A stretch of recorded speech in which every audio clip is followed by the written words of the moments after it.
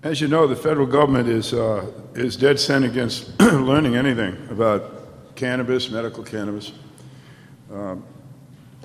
At the University of Mississippi, most of you probably know, the federal government grows cannabis every year and gives it to Irv and Elvie and two others, and to no one else. And they also have held a monopoly on this growing system to the extent that all of the information you've heard just recently from Steve and others about the various strains that they're studying, that's not happening with American cannabis. One of the researchers that has been trying for a long, long time to enter into that arena is our next speaker. He's from the University of Massachusetts in Amherst, a beautiful spot. His name is Professor Lyle Craker. I'd like you to welcome him, please.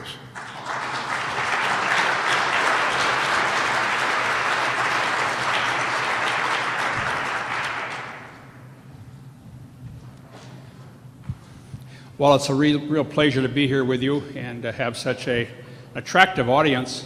And to, first of all, I'd just like to start and say thank you to all of you who have supported the effort, and I really appreciate it. And let's hope that in the next few years, we have some progress that we can come back and report and say that we've been successful. What I wanted to talk to you today was just to give you kind of a brief history of where we've been and where we're going, to give you some of the philosophy that we hold at the University of Massachusetts when it comes to crops like this, to give you encouragement and say not be discouraged. We're hanging in there, and hopefully we'll be around when the DEA finally gives in and says okay. I've titled this "Chasing the Rainbow" because that's what sometimes it seems like when we're waiting for something. We have the idea of the pot of gold at the end of the rainbow, and we keep hoping that we're going to get there. Speaking of pots of gold, one of the things that I've learned in working on trying to get this license to grow some medical marijuana for research purposes is there's a lot of acronyms that are thrown out there, and I tried to put some in my pot here, and trying to indicate that they're kind of a dark cloud sometimes that one gets the feeling of. What I want to cover today with you is some of the information on the background of where we are, how we've come to where we are, a little bit about science, and we've had a lot of science this morning, and I really appreciate that, and something about policy and politics and how they enter into all of this. And then just to kind of summarize up where our effort has been and how things are going. What do we do at UMass? Well, we do a lot of work with herbs and medicinal plants. And as our speaker just before here, we're interested in how to grow these plants and how to make them have the constituents that we want in the plant. All of these plants vary in their constituents. The object of our research is to provide and get the constituents, the ratios that we want in these compounds, whether they're culinary herbs that are used on the table or if they're medicinal plants. In doing that, we grow a lot of plants in the greenhouse, we grow plants out in the field, and this is just a greenhouse of one of the growers that's in Massachusetts, which we work with. Well, I also thought it was interesting history. We're talking about botanicals here, to look at what's going on in the pharmacopoeia and formulary for botanicals that are used in the formulary and the pharmacopoeia. And you can see that in the turn of the century, as you'd expect, a lot of botanicals. As we come into the age of antibiotics and vaccines, of course, that has been reduced. But there has been a little recent surge in the end there, so that's always encouraging. So we come back to the mythology, the tradition, and the science, and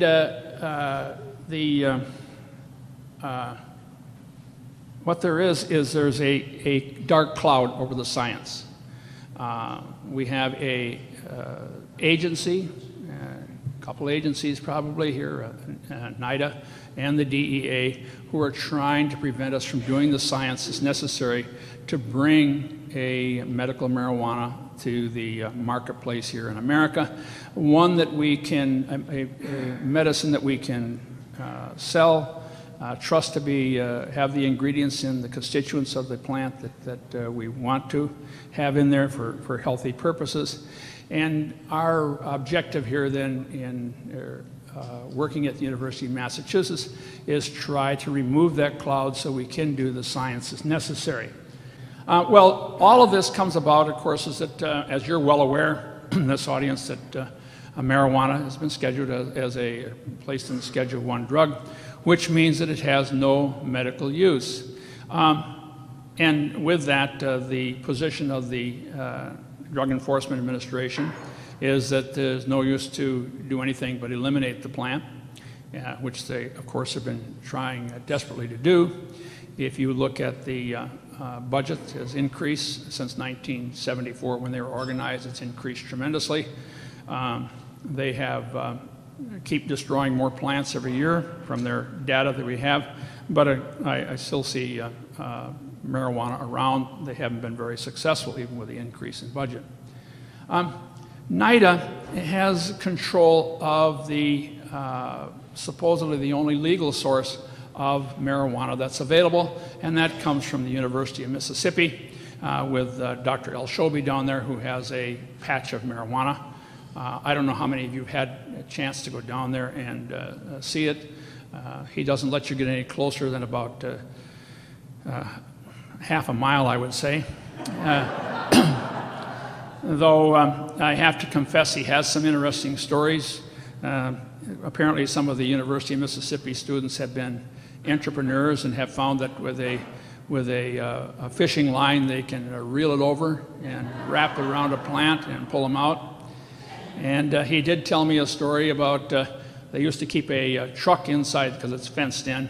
They used to keep a truck in there and would left the keys in the ignition because nobody could get in there anyway. And some student, or someone, they doesn't know who, climbed up a tree, jumped down on the other side of the fence, loaded up the pickup truck, and drove out through the fence. So things happen, and even the DEA can't prevent some things, I guess.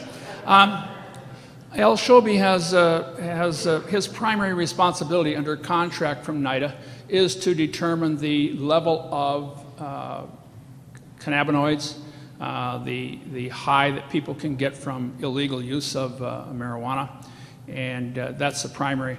NIDA occasionally, as you're well aware, has supposedly made available material to test in a few patients, but this has been very few. And in court testimony, we certainly, with Judge Bittner and the administrative judge of the DEA, it was certainly demonstrated that this was a relatively poor quality, was a term that was nicely used. There were other words said, but we'll leave it at that. The DEA, of course, is the other agency, the police agency of the arm of controlling the addictive drugs in the United States, or addictive drugs and marijuana. And their mission is an enforcement agency. They are policemen. They've been to campus several times to speak to me. They've always been courteous, mostly. But we've tried to satisfy every requirement they have. Their big concern at the university is that it's going to be made available to students, and they've set up some things to try and prevent that. If I may just use an example, not too derogatory at all, but they asked me where I was going to grow this plant if we were able to secure the license. And I took them to a room which we have some lights in, and I said, well, we'll grow it inside here. And this room now has cement block wall all the way around it except where the door goes in. And they said, well, you'll have to have a 24-hour guard on the door. I said, okay, that sounds reasonable to me. They said, you'll have to have cameras on the door. inside the room. I said, well, okay, that's okay with me. They went through some other things, and I kept saying yes. And then they said, what's on the other side of the back wall there? And I said, well, it's kind of an empty room, nothing much in it. Electricians go in there to, for the power lines coming in there. And they said, well, you're going to have to put a steel barrier up there. And I said, well, yes, but why? And they said, well, somebody could rent a jackhammer and jackhammer through the wall. Now, I don't know about you. This room is only about 20 feet long and about 15 feet wide. I said to in all honesty, I said, won't my 24-hour guard hear the jackhammer going?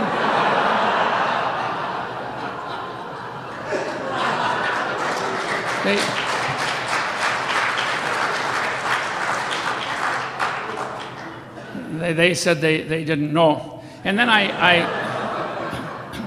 then I had to tell them, I said, this is a college campus.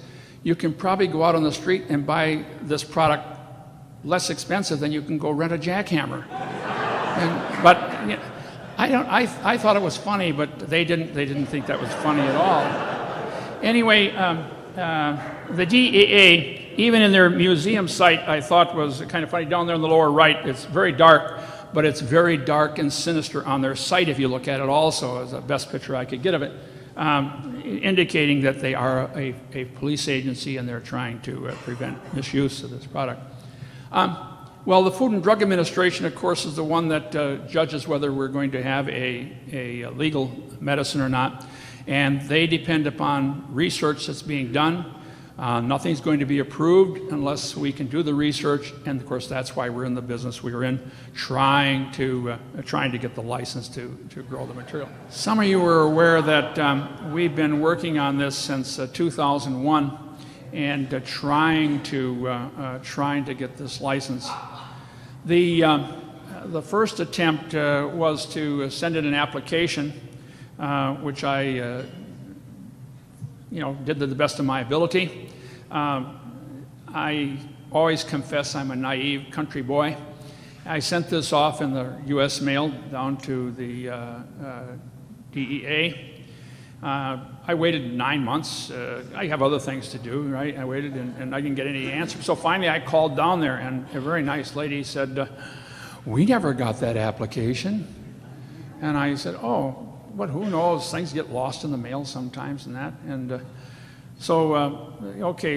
she said, fill out another application. I said, well, okay. Anyway, within 2 weeks, I got this plain brown envelope, no return address. I opened it up, and what's in there? My original application stamped with the date the DEA got it. And so I called this very nice lady back, and I said to her, gee, I don't understand. It says here you got the application.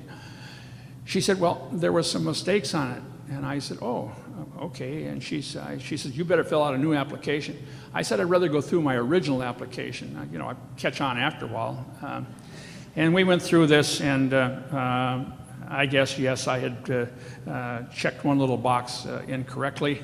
I didn't think it was very a prominent box, whatever it was, but so we sent back the original application with the other box checked, and then nothing happened. Nothing happened again. It was just, what's going on here? Nothing's happened. Where have we been? Well, this tried to summarize it up.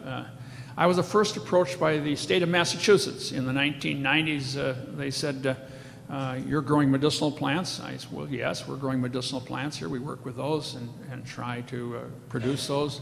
We're interested in getting Massachusetts farmers growing them, all that good stuff from an agricultural college. They said, well, we're wondering about growing some marijuana, medicinal marijuana. And I said, well, okay, sounds fine to me. But that was the first and the last I ever heard from them. I guess they changed their mind.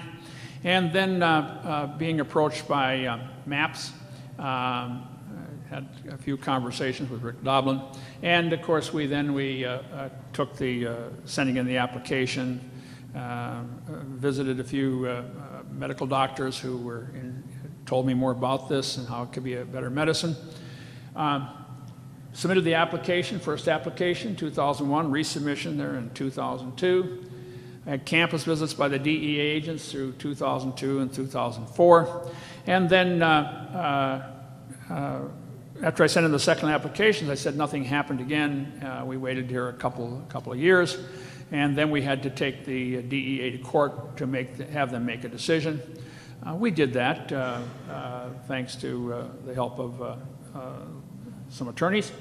And that was in 2005 and 2006. We got a court victory from the administrative judge in the DEA in 2007 that said that, yes, we should be issued a license to grow this.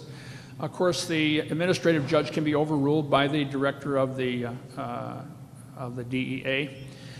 That has not really been done yet. Just before President Bush left office, we got I think it was 85 or 88 pages of why they were rejecting the administrative judge's decision. Our attorneys said this, they're going to give us 2 weeks to respond after looking at, I don't think I could read 88 pages of legal stuff in 2 weeks. Said that, we needed more time, and that time was given, hoping that when the Obama administration came in, there'd be a change in attitude and maybe a different director of the DEA, which would give us, look more favorably upon us. I do have one other story to tell you about the DEA agents, if you can. This is probably not as funny. When we first put in the license, that's the second time for the license, and they came to visit. They wanted to meet with the president of the university, the chancellor of the university, the provost of the university, the dean of my college, the dean of the graduate school, my department head, and me. Okay, I could only round up the chancellor for the research, the vice chancellor for research. He came, the dean came, and department head came, and I came. Anyway, while we were waiting for the vice chancellor to come, there are two Drug Enforcement Administration agents there. We were talking, and one of them had played football at Amherst College, and so they were nice and friendly. And then the vice chancellor came in, and they got down to business, and it was I thought I was on TV because it was good cop, bad cop. The bad cop kept threatening how bad this was going to be for the university. University of Massachusetts was going to be known as some kind of weird place, to be looking at marijuana. The good cop didn't think it would be that bad, but so they were trying to coerce. They were trying to coerce the administration of the university to reject this out of hand and not allow us. And I'm thankful to the administrators of the university. They said, no, this is research. We're very much in favor of that. And along with that,